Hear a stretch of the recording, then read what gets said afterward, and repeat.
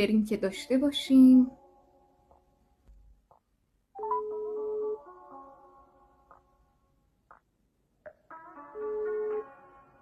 الو سلام، اکبری هستم، در خدمتتونم. بفرمایید.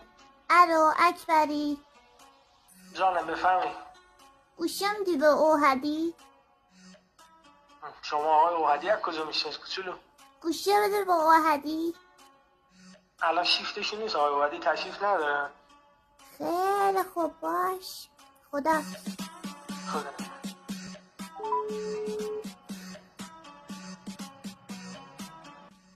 سلام، اکبری هستم، چطور میتونم کمکتون کنم؟ اکبری منم. جانم بفرمایید. اوهدی اومد؟